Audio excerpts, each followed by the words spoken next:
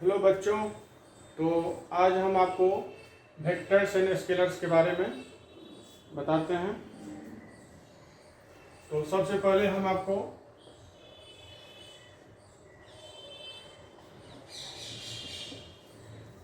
Vector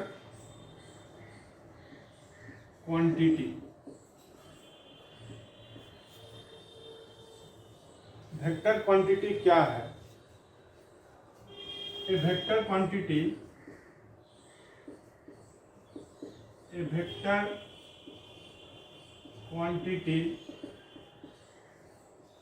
is that physical quantity which has magnitude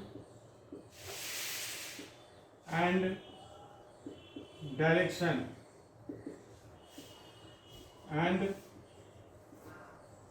which obeys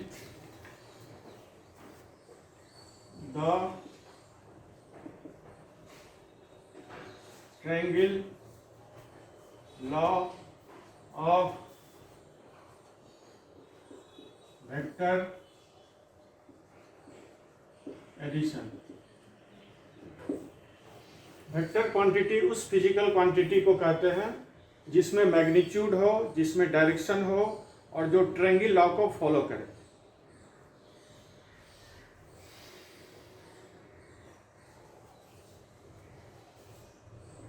so for a physical quantity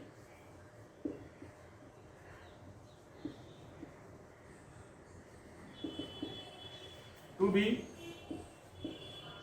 a vector quantity,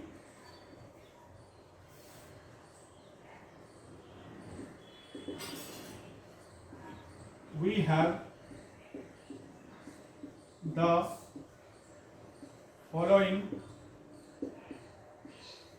essential condition.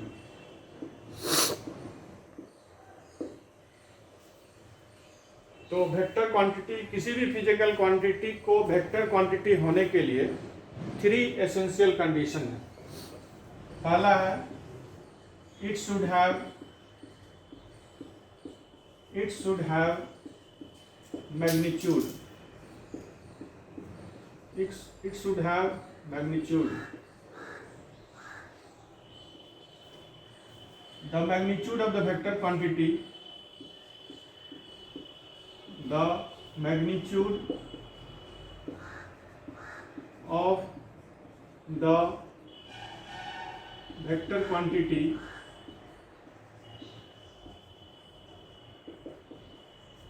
may be zero,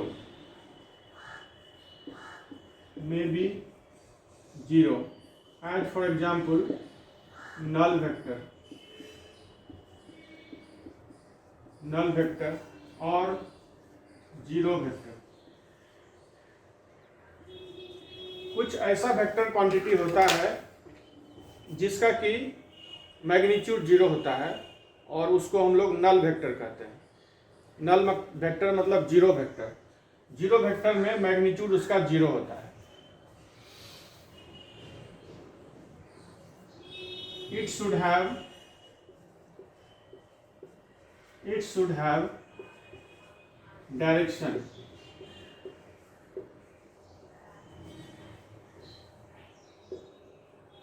If a physical quantity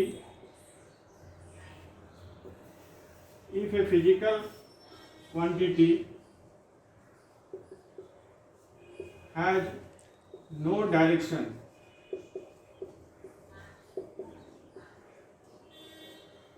then it will be a scalar quantity।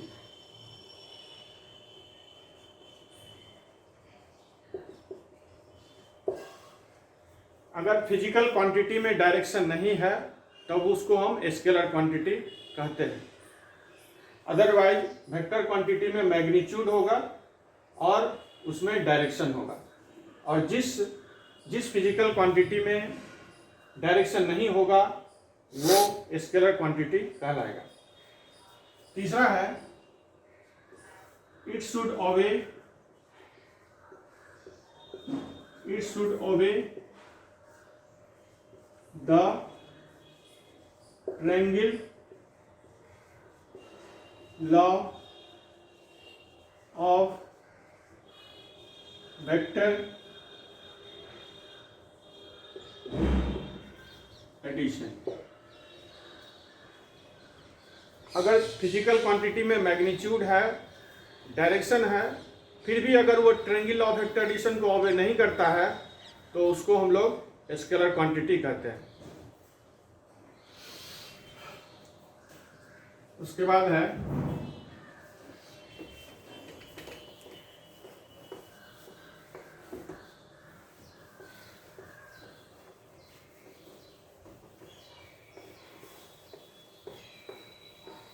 Examples of vector quantity.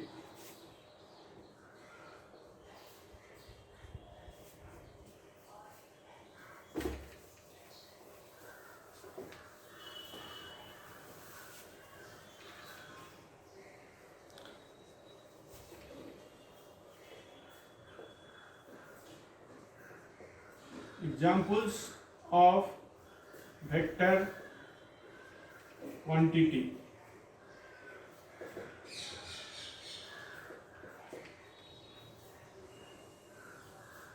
Number 1, displacement.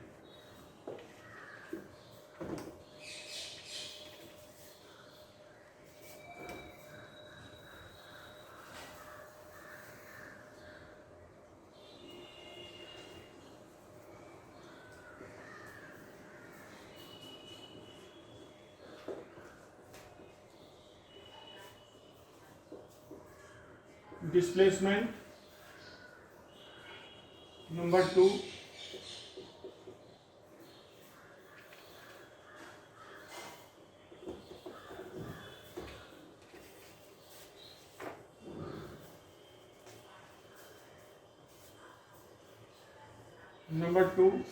velocity. Number 3, acceleration.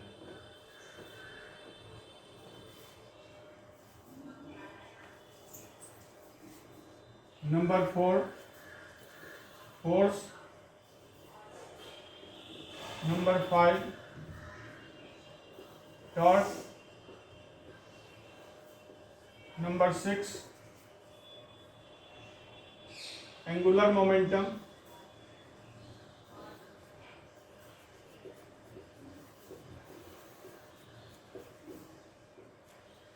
Number 7, linear momentum.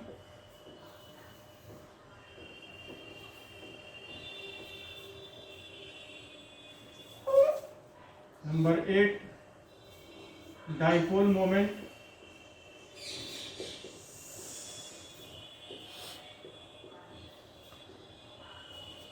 Number 9, electric displacement vector. Electric displacement vector. Number 10, electric field intensity.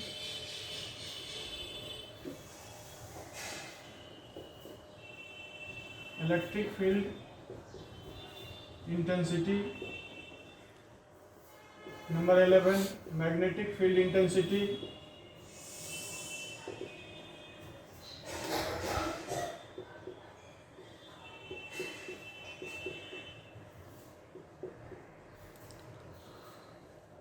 etc. ये vectors के examples हुए। ये सारा जो physical quantity है ये एक vector quantity है। उसके बाद है scalar quantity.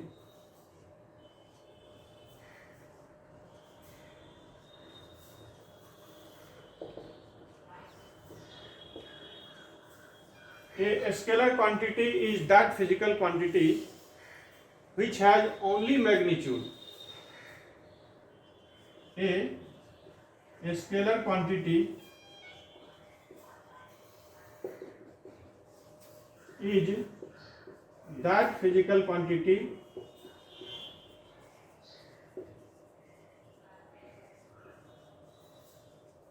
A scalar quantity is that physical quantity which has only magnitude. It has no direction. Scalar quantity में सिर्फ मैग्नीट्यूड होता है, इसमें डायरेक्शन नहीं होता है। लेकिन दो ऐसा एक्सेप्शन है जिसमें कि डायरेक्शन होता है, मैग्नीट्यूड होता है, ठीक है, फिर भी वो स्केलर क्वांटिटी होता है। एज फॉर एग्जांपल एक्सेप्शन में एक्सेप्शंस नंबर 1 टाइम। टाइम एक स्केलर क्वांटिटी है, इसमें मैग्नीट्यूड है, डायरेक्शन है। ये हम बताते हैं कि कैसे टाइम में डायरेक्शन है, कैसे इसका मैग्नीट्यूड है। और करंट में भी मैग्नीट्यूड है और डायरेक्शन है, लेकिन इसके बावजूद भी करंट स्केलर क्वांटिटी है। तो ये हो गया स्केलर क्वांटिटी। स्केलर क्वांटिटी उस फिजिकल क्वांटिटी को कहते हैं जिसमें सिर्फ मैग्नीट्यूड होता है, इसमें डायरेक्शन नहीं होता है। सिर्फ दो एक्सेप्शन है, एक है टाइम, दूसरा है करंट। टाइम में भी डायरेक्शन होता है, मैग्नीट्यूड होता है, करंट में भी डायरेक्शन होता है और मैग्नीट्यूड होता है, फिर भी टाइम और करंट दोनों स्केलर क्वांटिटी है। Examples of scalar quantity. Examples of scalar quantity. Number 1 length. Number 2 speed.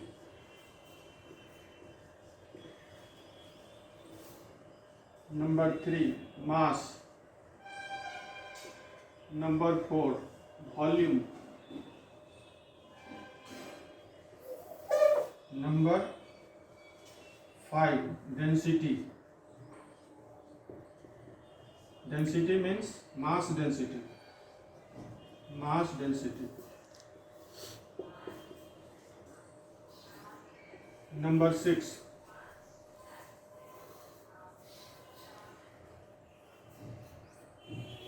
Current. Number 7 time.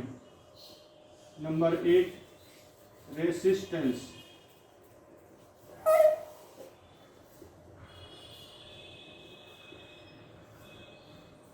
Number 9 potential.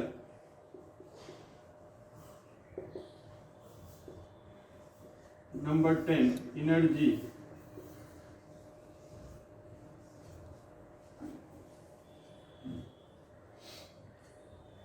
Number 11 specific gravity.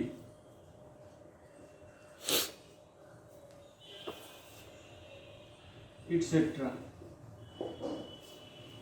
तो ये हो गया स्केलर क्वांटिटी और उसका एग्जाम्पल्स। उसके बाद हम लोग करते हैं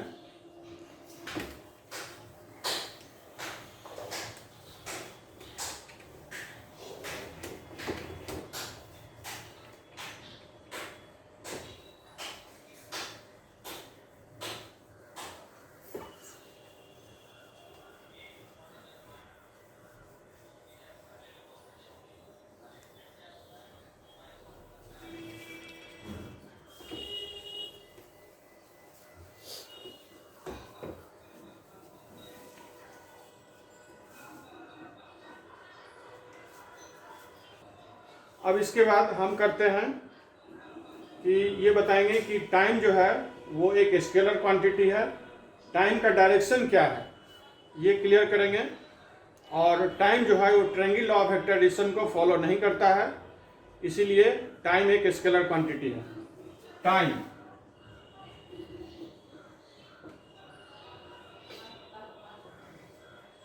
the time has magnitude, the time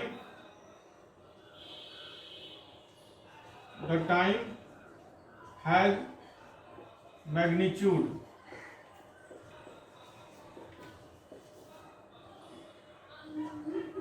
as for example 1 second, 1 minute, 1 hour, 1 day, 1 month, 1 year, 1 century।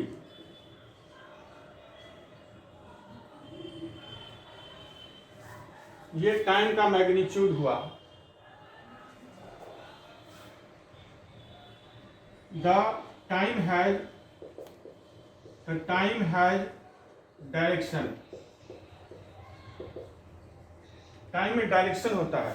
कैसे टाइम में डायरेक्शन होता है वो हम लोग देखते हैं। सपोज कीजिए कि अभी सुबह के 7 बज रहे हैं, 7 AM, ये है प्रेजेंट टाइम।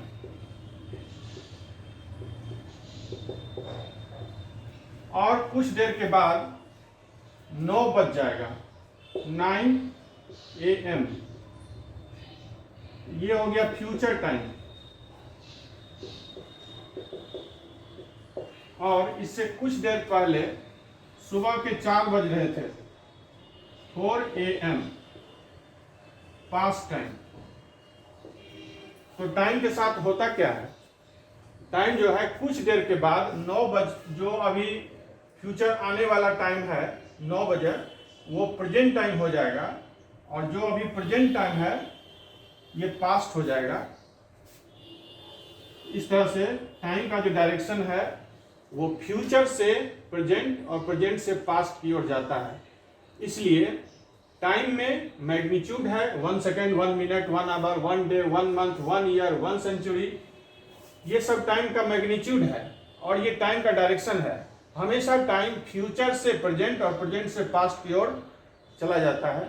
जो टाइम बीत गया वो वापस नहीं आता है, क्योंकि फ्यूचर टाइम हमेशा प्रेजेंट में कन्वर्ट होते रहता है और प्रेजेंट टाइम हमेशा पास्ट की ओर जाता है। इसलिए टाइम में मैग्नीट्यूड है, टाइम में डायरेक्शन है, लेकिन टाइम जो है triangle law of vector addition को फॉलो नहीं करता है। The time does not follow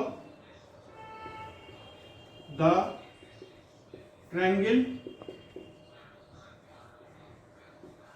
law of vector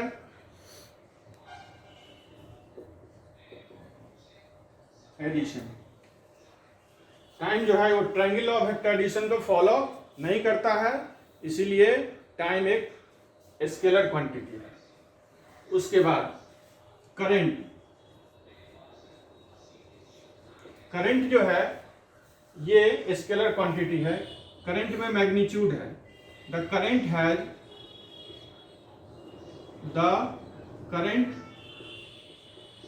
has magnitude. Current में मैग्नीट्यूड है। कैसे? करंट का यूनिट होता है एम्पियर, उसको कैपिटल ए से हम लोग डिनोट करते हैं। मान लीजिए कि करंट फ्लो कर रहा है 1 ampere, 2 ampere, 3 ampere, 5.2 ampere et cetera. ये सब करंट का मैग्नीट्यूड हो गया। The direction of current is the direction of current is from high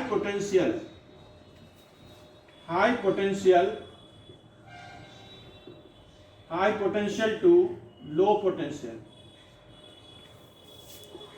high potential to low potential। Current का डायरेक्शन जो होता है वो हाई पोटेंशियल से लो पोटेंशियल पर होता है। करंट हमेशा हाई पोटेंशियल से लो पोटेंशियल की ओर जाता है। तो ये हो गया हाई पोटेंशियल से लो पोटेंशियल की तरफ,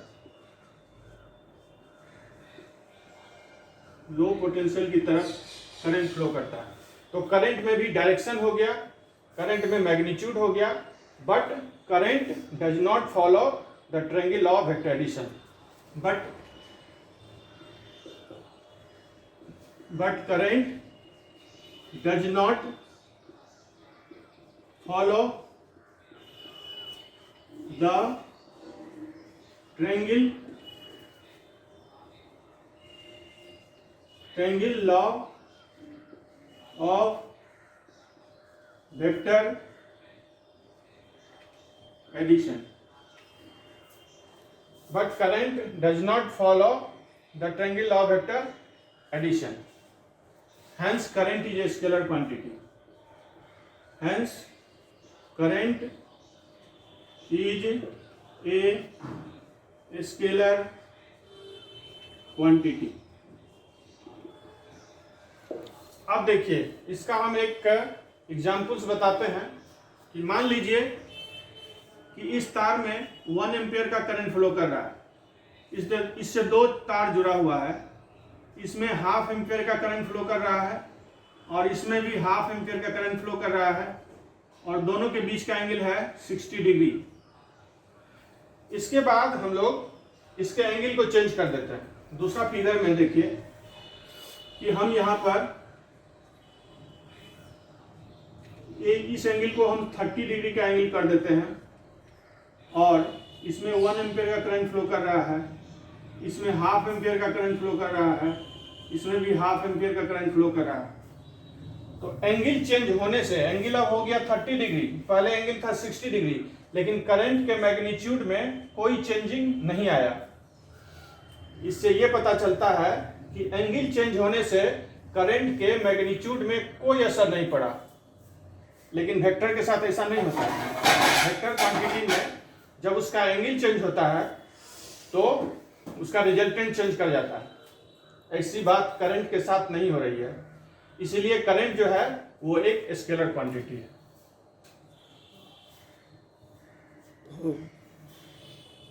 वीडियो ना, हाँ। तो ये इसमें हम ये बताए आपको कि करंट जो है, टाइम जो है वो एक स्केलर क्वांटिटी है और करंट जो है वो भी एक स्केलर क्वांटिटी है। अब आगे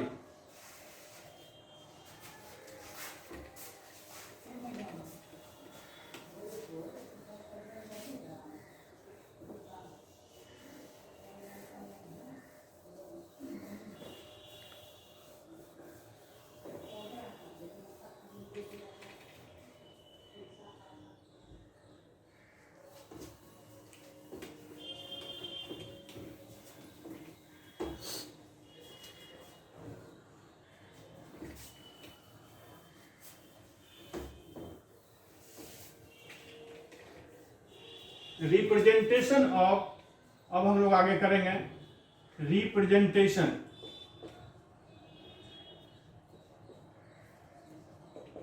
representation of vector quantity.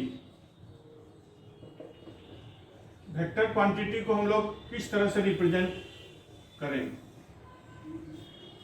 A vector quantity is represented by a directed line segment. Directed line segment का मतलब होता है कि एक लाइन हम लोग ले लेंगे और उस लाइन का एक सेगमेंट ले लेंगे।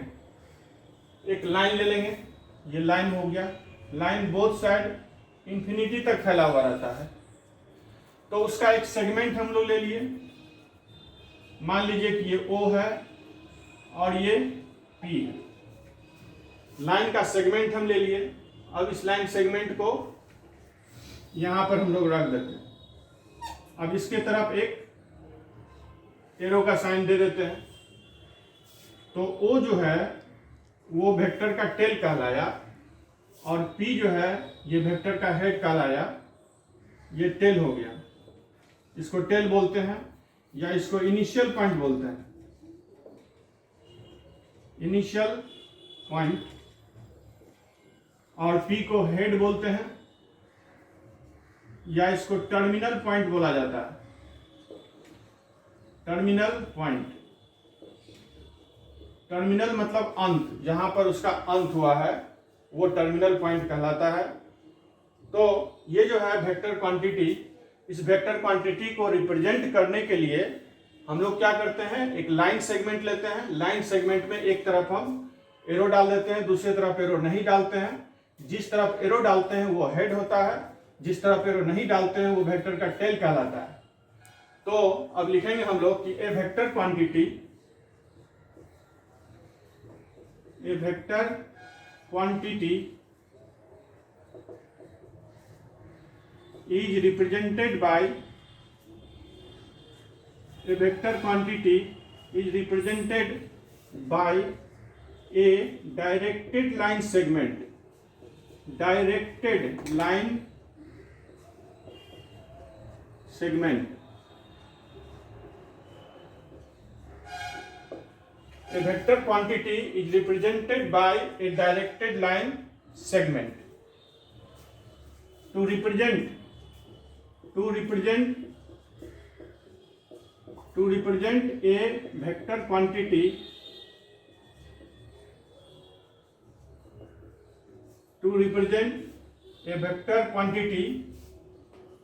first of all we shall write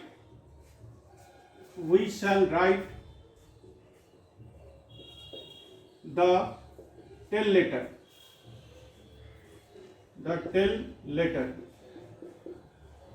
and then the head letter, and then we shall put an arrow over it to represent the vector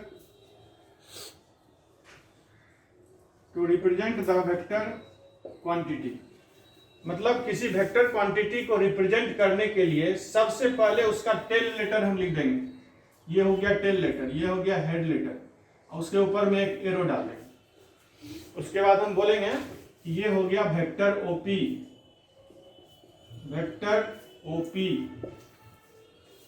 ये मैथमेटिकल रिप्रेजेंटेशन है वेक्टर क्वांटिटी को रिप्रेजेंट करने का, ये मैथमेटिकल तरीका है। और सिंपली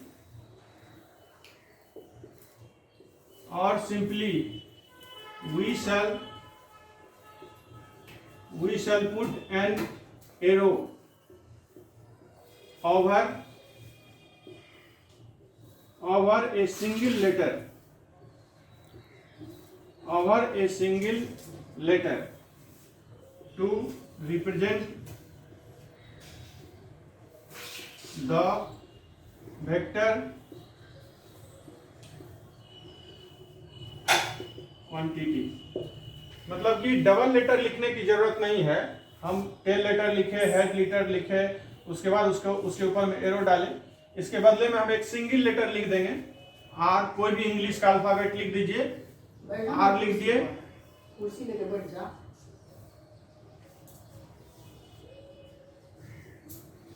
आर लिख दिए, और आर बराबर हो गया OP.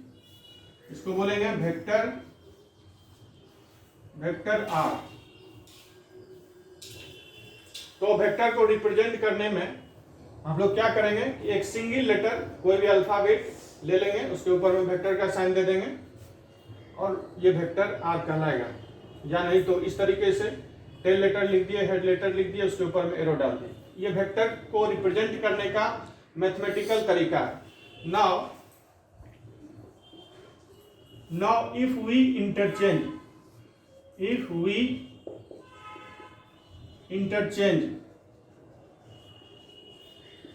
the tail letter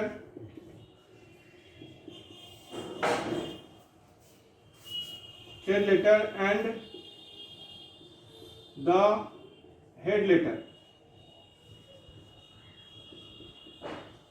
Then the direction of the vector quantity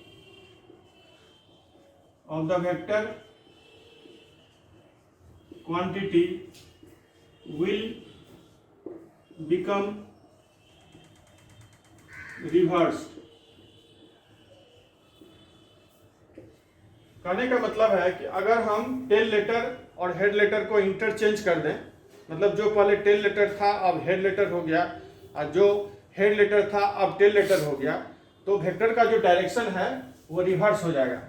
जैसे कि पहले ये वेक्टर क्वांटिटी था, ये O था, ये P था, इसको हम वेक्टर R माने थे, अब ये उलट गया।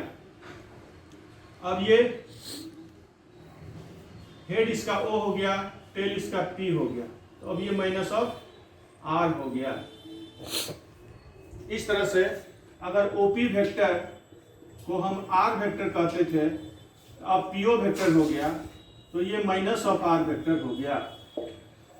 इस तरह से टेल लेटर और हेड लेटर को इंटरचेंज करने से वेक्टर का जो डायरेक्शन है वो बदल जाता है, वेक्टर का डायरेक्शन रिवर्स हो जाता है। अब इसके बाद है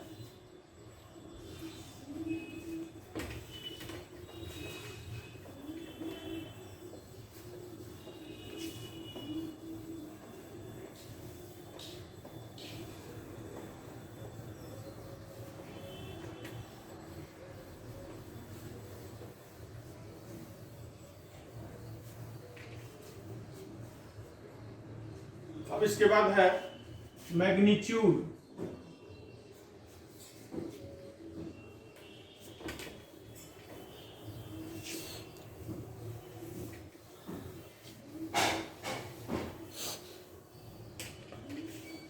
अब इसके बाद है मैग्नीट्यूड।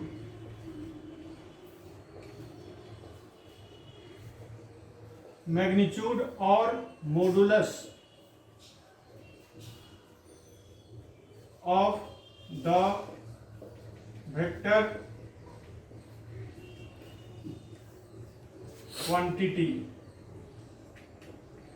magnitude और modulus of the vector quantity। Magnitude of vector quantity का मतलब होता है उस वेक्टर क्वांटिटी का लेंथ। मैग्नीट्यूड का दूसरा नाम मॉडुलस भी है। The magnitude means the length of the vector quantity, length of the vector quantity। The magnitude means the length of the vector quantity to represent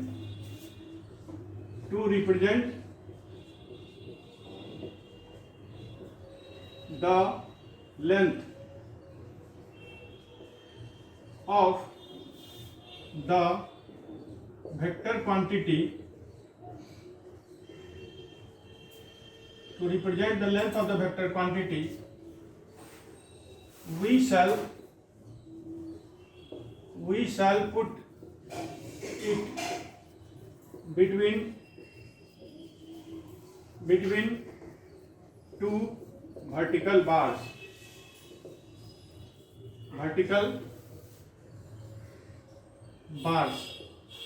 which is called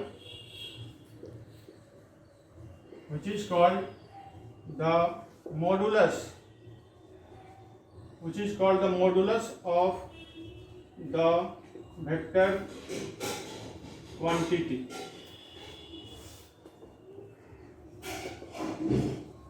मतलब vector quantity के modulus को represent करने के लिए हम लोग क्या करते हैं कि दो वर्टिकल बार, जिसको कि मॉडुलस कहा जाता है, दो वर्टिकल बार के बीच में हम उस वेक्टर क्वांटिटी को रख देते हैं। अगर हम उसको r से रिप्रेजेंट करेंगे तो वेक्टर r को हम मॉडुलस के बीच में रख देंगे। ये कहलाया मॉडुलस ऑफ वेक्टर आर और magnitude of vector R. Modulus equal to magnitude, दोनों का सेम मीनिंग होता है। Modulus of the vector quantity और magnitude of the vector quantity. Suppose कीजिए, एज फॉर एग्जांपल, मान लीजिए कि एक वेक्टर क्वांटिटी है, उसका लेंथ है 20 मीटर और इसका डायरेक्शन है ईस्ट। इसको हम लोग टेल को ओ मानते हैं, पी हेड को मानते हैं, या इसको आर से रिप्रेजेंट करते हैं। अब अगर इसका हमको बताना है कि इस वेक्टर क्वांटिटी का मॉडुलस क्या है, तो हम लोग क्या करेंगे, ओ लिखेंगे, पी लिखेंगे और वेक्टर मॉडुलस का साइन देंगे, लिख देंगे इक्वल टू 20 मीटर। जिस तरह का फिजिकल क्वांटिटी होगा उसके अनुसार उसका यूनिट होगा। अगर फिजिकल क्वांटिटी फोर्स है तो वहां न्यूटन उसका यूनिट होगा, अगर वेलोसिटी है तो मीटर पर सेकंड उसका यूनिट होगा। उसी तरह से अब इसमें जो है, जब इसका मॉडुलस ले लिए तो इसमें डायरेक्शन हम नहीं लिखेंगे, क्योंकि मॉडुलस वेक्टर क्वांटिटी का मॉडुलस मतलब उसका लेंथ होता है, लेंथ फिर स्केलर हो जाता है।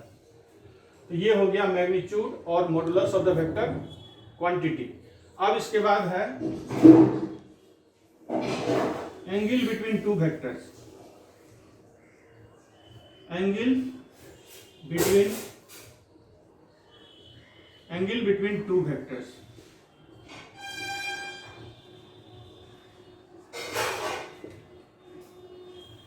Angle between two vectors. If two vectors are placed tail to tail, if two vectors are placed tail to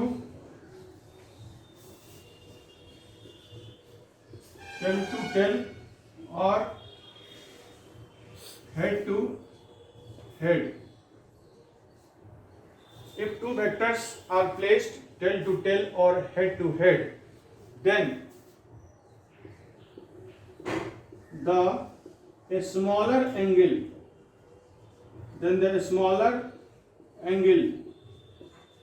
between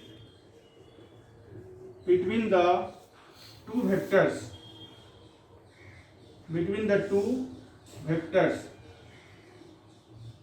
will be the angle between two vectors। अगर हम दो वेक्टर के बीच का एंगल बताने जा रहे हैं तो जरूरी ये है कि हम ये देखें कि दोनों वेक्टर का टेल एक जगह है या नहीं है, या दोनों वेक्टर का हेड एक जगह है या नहीं है। अगर दोनों वेक्टर का टेल एक जगह पर है तो दो सिचुएशन क्रिएट होता है। एक होगा कि जो एंगल होगा वो छोटा होगा और दूसरा एंगल बड़ा होगा। तो छोटा एंगल जो होता है उसी को एंगल बिटवीन टू वेक्टर कहते हैं। इसमें हम लोग दो केस कंसीडर करेंगे। Case one,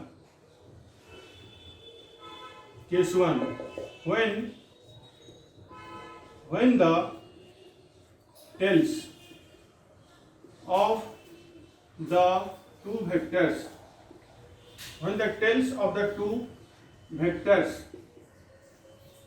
are at the same point,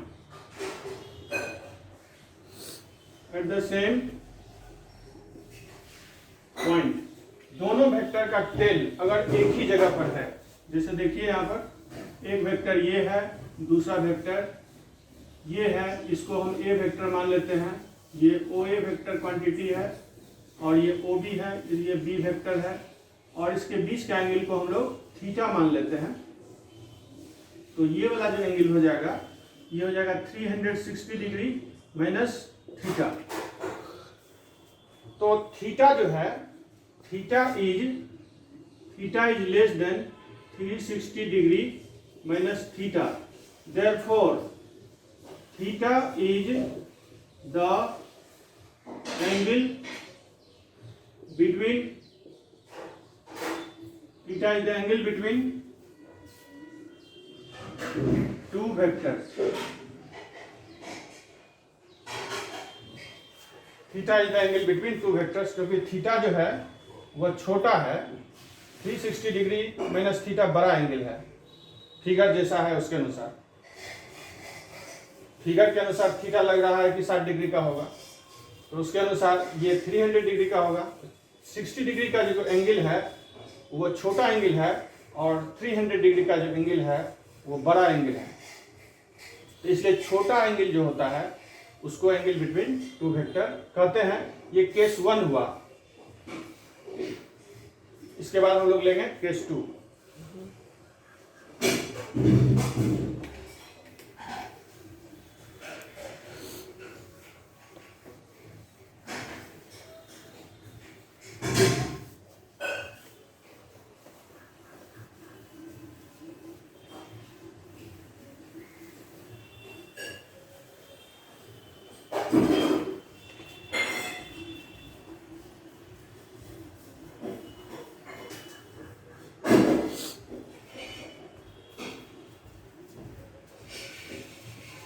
अब लेंगे हम लोग case 2।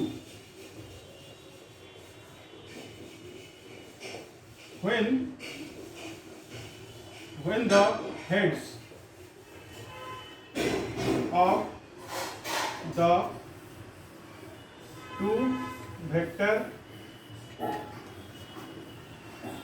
quantities are at the same point, when the heads of the two vector quantity are at the same point, मतलब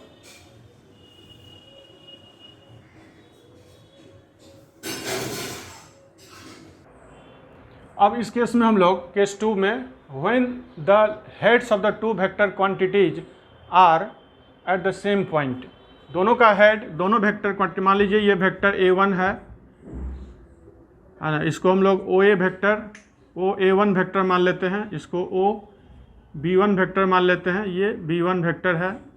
अब इसके बीच का एंगल है मान लीजिए कि अल्फ़ा है, तो बाकी एंगल हो गया 360 डिग्री माइनस अल्फ़ा। तो अल्फ़ा जो है वो छोटा है 360 डिग्री माइनस अल्फ़ा से, therefore alpha is the angle between two vectors. Alpha is the angle between two vectors. As for example, अगर ये एक वेक्टर क्वांटिटी है और मान लीजिए कि A1 एक वेक्टर क्वांटिटी है, B1 एक दूसरा वेक्टर क्वांटिटी है, ये OA है और ये OB है, और ये एंगल अगर 60 डिग्री का है तो ये एंगल हो जाएगा 300 डिग्री का। तो therefore angle between vector A1 and vector B1 is 60 degree. अब इस पर हम लोग एक क्वेश्चन कर लेते हैं, दो एंगल बिटवीन टू वेक्टर पर। Find the angle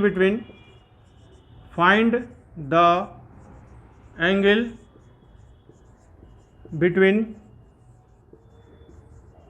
two vectors. Find the angle between two vectors in the following figure. In the following figure, मान लीजिए कि एक वेक्टर है, ये है A वेक्टर, दूसरा वेक्टर ये जो है ये है B वेक्टर। एक का हेड रखा हुआ है, दूसरे का टेल है। एक के हेड पर B का टेल रखा हुआ है और ये एंगल दिया हुआ है 120 डिग्री। तो OA वेक्टर ये है और OB वेक्टर ये है। अब यहाँ पर एक का टेल रखा हुआ है, दूसरे का हेड रखा हुआ है, तो अभी हम नहीं कर सकते हैं कि इसके बीच का एंगल कितना होगा। हम लोग करेंगे क्या, वेक्टर ए को आगे रिप्लेस कर देंगे ताकि दोनों का टेल एक जगह आ जाएगा। अब ए वेक्टर यहाँ आ गया, हम वेक्टर ए को आगे रिप्लेस कर दिए, तब ये जो एंगल होगा पूरे 180 में से 120 घटाएंगे तो ये 60 डिग्री का एंगल हो जाएगा। अब दोनों वेक्टर टेल टू टेल आ गया, इसीलिए एंगल बिटवीन टू वेक्टर जो है अब 60 डिग्री का हो गया। इस तरह से हम लोग दो वेक्टर के बीच का एंगल फाइंड आउट कर लेंगे। एंगल बिटवीन टू वेक्टर हम लोग इस तरह से निकाल लेंगे, ठीक है। अब इसके आगे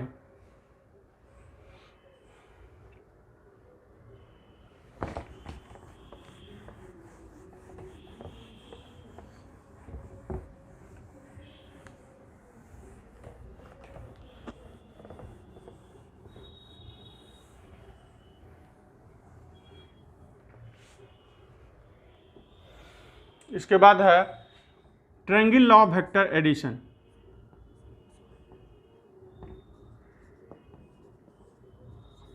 triangle law of vector addition.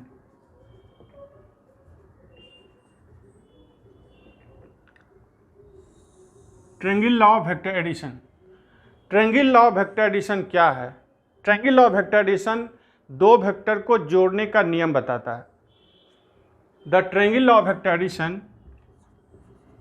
The triangle law of vector addition, the triangle law of vector addition gives a rule with the help of which we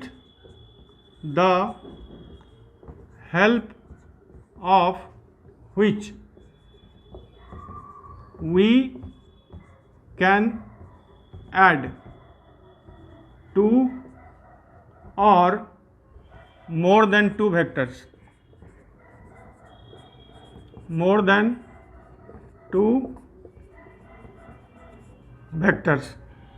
triangle law of vector addition जो है दो vector को जोड़ने का नियम बताता है, दो या दो से ज़्यादा वेक्टर को जोड़ने का नियम बताता है।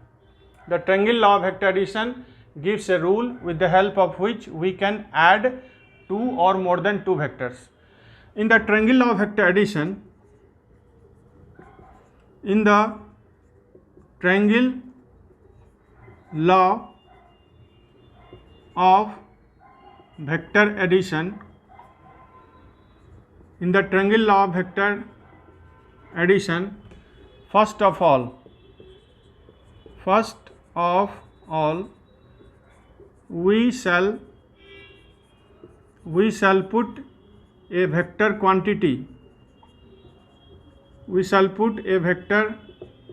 quantity, in 1, 2 or 3 dimensional space, 1, 2 or 3 dimensional space। सबसे पहले इसमें हम लोग क्या करेंगे, पहला वेक्टर क्वांटिटी को हम लोग 1 डायमेंशन, 2 डायमेंशन या 3 डायमेंशनल स्पेस में रख देंगे। And then the tail of the second vector quantity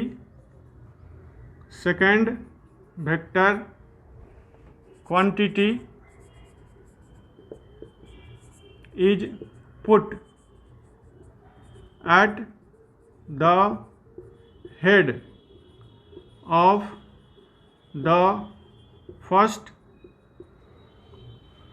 vector quantity,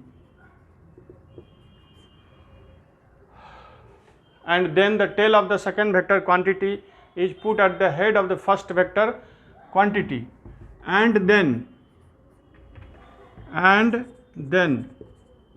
the tail of the first vector quantity, tail of the first vector quantity is joined to the head of the second vector quantity। First vector quantity के tell को second vector quantity के head से मिला देंगे। This vector quantity is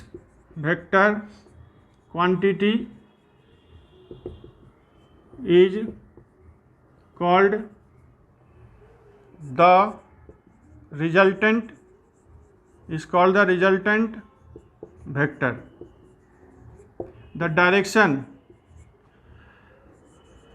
The direction of the resultant vector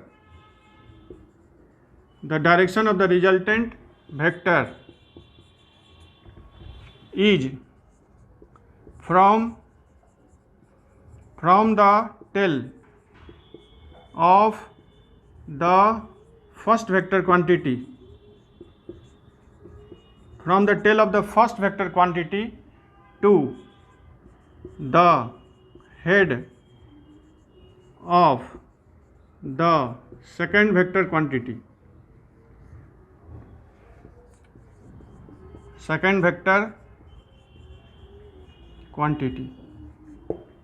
अब हम लोग यहाँ पर जो लिखे हैं वो क्या लिखा गया है वो समझिए। मान लीजिए कि ये है बी वेक्टर क्वांटिटी और ये है ए वेक्टर क्वांटिटी, ये है ओ ए वेक्टर और इसको मान लेते हैं कि ये ए डैश बी वेक्टर है। अब हम लोग क्या करेंगे, जैसा कि ये ट्रायंगल लॉ कहता है कि second vector quantity B vector है, उसका जो टेल है ए डैश उसको हम ए पर रख देंगे इस तरह से।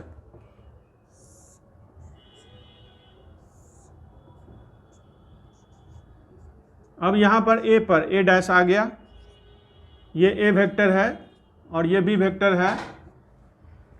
अब ए डैश जो है वो ए पर आ गया। अब हम लोग क्या करेंगे, फर्स्ट वेक्टर का जो टेल है उसको सेकंड वेक्टर के हेड से मिला देंगे। ये हो गया रिजल्टेंट वेक्टर। रिजल्टेंट वेक्टर का डायरेक्शन जो है वो फर्स्ट वेक्टर के टेल से सेकंड वेक्टर के हेड की तरफ होगा। मतलब एडिंग वेक्टर अगर एंटी क्लॉकवाइज डायरेक्शन में है तो रिजल्टेंट वेक्टर क्लॉकवाइज डायरेक्शन में होगा एंड वाइस वर्सा। तो इसको हम लोग मैथमेटिकली ऐसे लिख सकते हैं कि वेक्टर ए मतलब O A vector plus A B vector is equal to O B vector. Mathematically इसको हम लोग ऐसे लिखेंगे, implies that A vector plus of B vector is equal to resultant vector. इसी को कहते हैं triangle law of vector addition.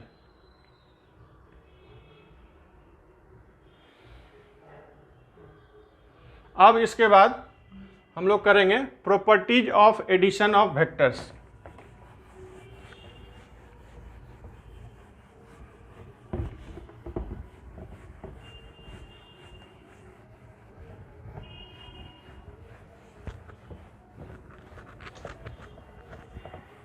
Properties of addition of vectors।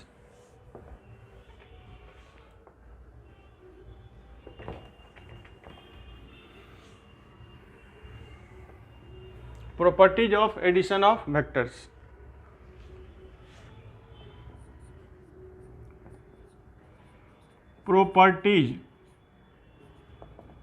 Properties of addition of vectors। Properties of addition of vectors. इसका पहला property क्या है, the addition of, first property है the addition of vector, the addition of vector always the addition of vector obeys commutative law, commutative law. Addition of vector जो है commutative law को follow करता है। कम्यूटेटिव लॉ का मतलब क्या हुआ? कम्यूटेटिव लॉ का मतलब हुआ कि अगर दो वेक्टर क्वांटिटी है, वेक्टर ए और वेक्टर बी, तो इसको हम लोग ऐसे भी लिख सकते हैं, vector B plus vector A. Side interchange करके हम लोग इसको लिख सकते हैं। So if we have two vector quantities,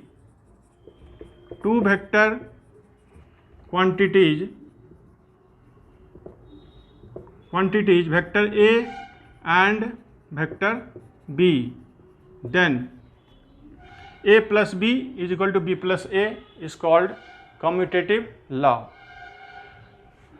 A plus B is equal to B plus A is called commutative law. तो कम्यूटेटिव लॉ जो है एडिशन ऑफ वेक्टर में होल्ड करता है। अब इस कम्यूटेटिव लॉ को हम लोग प्रूव भी कर सकते हैं। मान लीजिए कि हम लोग एक पैरेललोग्राम बना लेते हैं।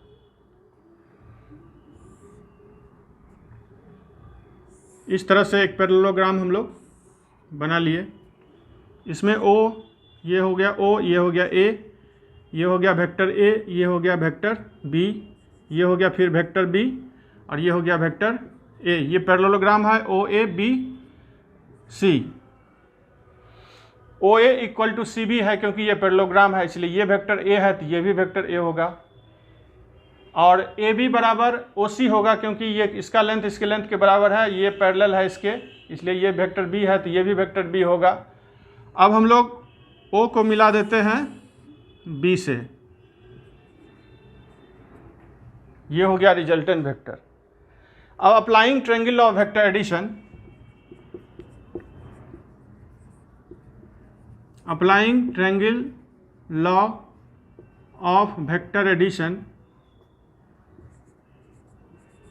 Applying triangle law of vector addition in triangle O A B.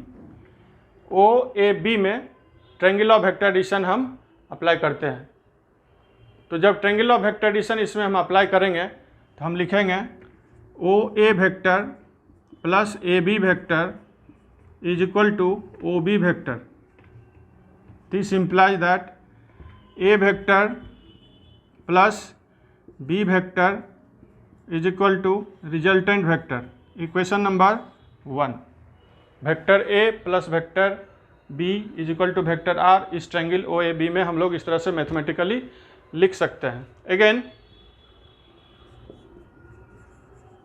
again applying triangle law of vector addition, again applying triangle law of vector addition in triangle OCB। OCB vector में, OCB triangle में हम लोग triangle of vector addition apply करेंगे तो हम लोग लिखेंगे OC vector plus of CB vector is equal to OB vector. This implies that B vector plus of A vector is equal to resultant vector. इसको मान लीजिए equation number 2। So by equation number 1 and 2, so by equation number 1 and 2 we have vector A plus vector B is equal to vector B plus vector A। इस तरह से जो addition of vector है वो commutative law को follow करता है।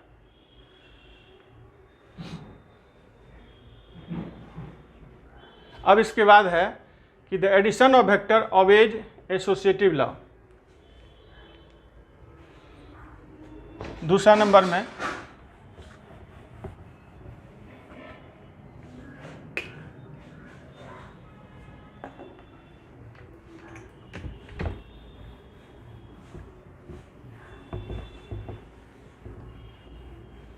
The addition of vector obeys associative law. दूसरा नंबर में the addition of vector obeys associative law.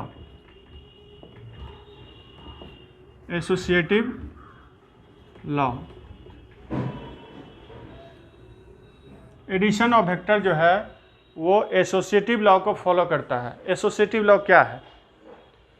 अगर हमारे पास तीन वेक्टर क्वांटिटी है, vector A, vector B and vector C, तो A vector plus B vector को ब्रैकेट में रख लीजिए और प्लस सी वेक्टर बराबर vector A plus of vector B plus vector C कर दीजिए, तो इसी को एसोसिएटिव लॉ कहा जाता है।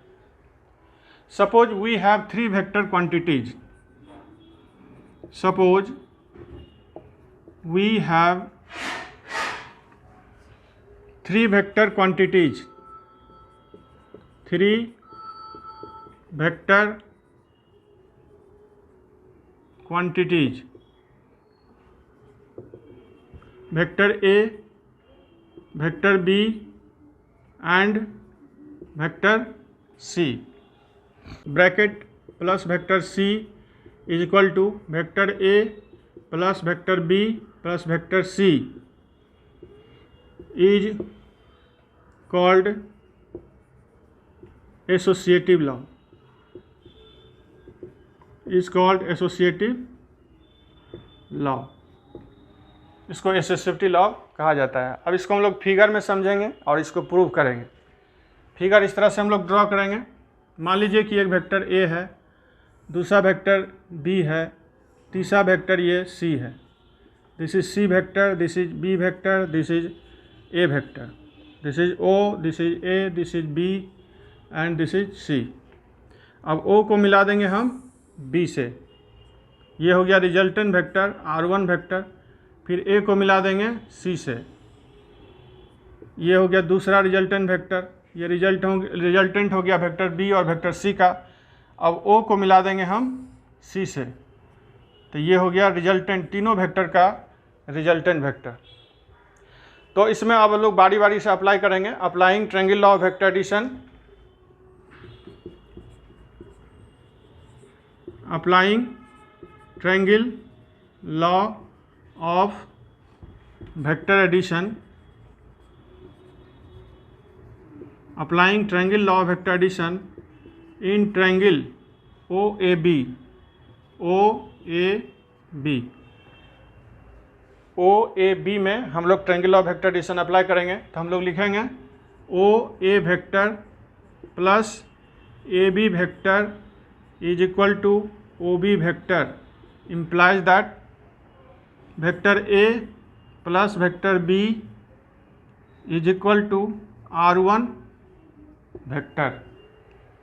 Vector O A plus vector A B is equal to O B, this implies that vector A plus vector B is equal to R1 vector. again applying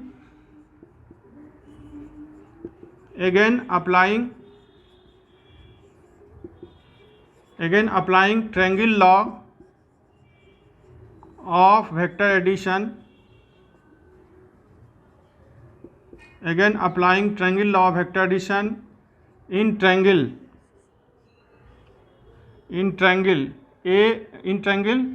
OBC। पहले हम लोग लिए थे OAB, अब हम लोग लेंगे OBC।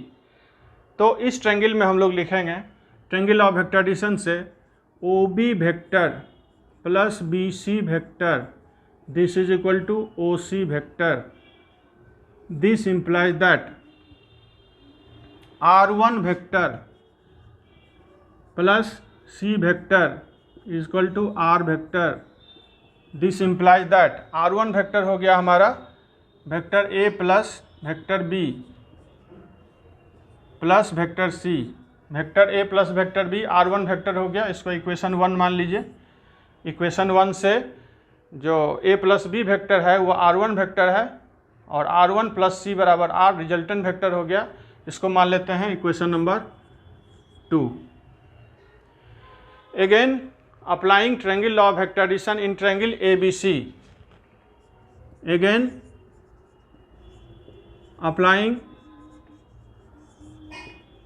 applying triangle law of vector addition, again applying triangle law of vector addition in triangle ABC,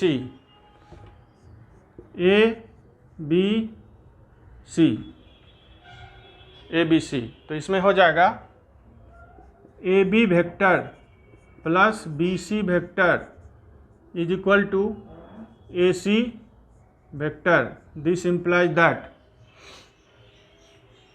B vector plus C vector is equal to R2 vector. इसको मान लेते हैं equation number 3। Again applying triangle law of vector addition,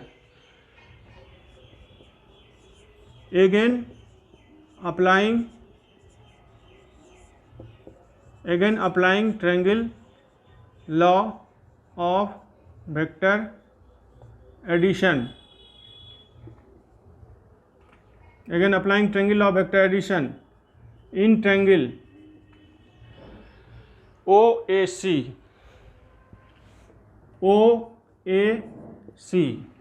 OAC में हम triangle law of vector addition apply करते हैं। ये हो जाएगा OA vector plus AC vector is equal to OC vector. This implies that A vector plus R2 vector is equal to R vector. This implies that small a vector plus B vector plus C vector, this is equal to R vector. Equation number 4। So by equation 2 and 4, so by equation 2 and 4 vector A plus vector B plus vector C, A plus B bracket में is equal to vector A plus vector B plus vector C। Hence addition of vector obeys associative law. तो इस तरह से associative law जो है vector addition follow करता है। ये प्रूफ हो गया उसका, addition of vector associative law को फॉलो करता है। अब इसके बाद है polygon law of vector addition.